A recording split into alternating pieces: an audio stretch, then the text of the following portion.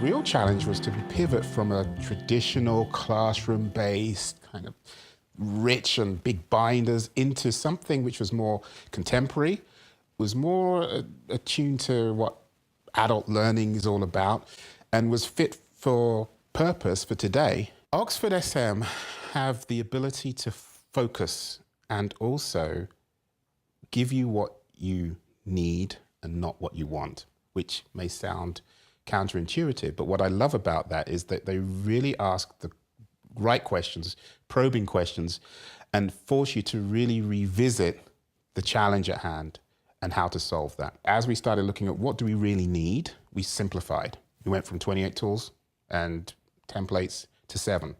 What delighted me was that in every single region, every single market, every single culture where often English wasn't their first language, we got the same response, the same engagement, and people could understand it in a similar way because it was so simple to digest and simple to apply. And we really went after what are the fundamentals we need to fix, what are the basics that everyone needs to have, then what priorities do we need to master, and then where do we need to continuously improve.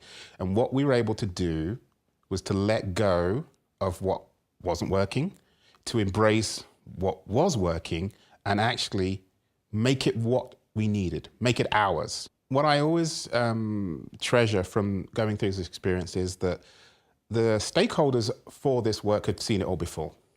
But to be able to engage with a leader who would say, wow, I've never heard that before, I've never thought about it that way before. That for me is the most inspiring part, or the most exciting part, where the cynics would come out and tap you on the shoulder and say, thank you. Folks would literally step out to make a phone call to a research agency or to inform a colleague or a team member, which would directly impact something they were working on then and there.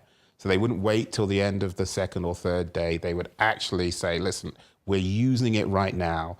I remember one example of someone who asked the question, so this is not really, I'm not like being given stuff to try to memorize and remember. I'm kind of not used to it. I'm just supposed to like use it. Colleagues have come up to me and said, listen, I'm actually using this in my own life. So I'm using it at work, but actually this applies outside of work. And those again are moments where, yeah, this is such a fundamental set of tools and such a strong, robust process that I'm applying it all the time. I'm not just saving it for my 9 to 5.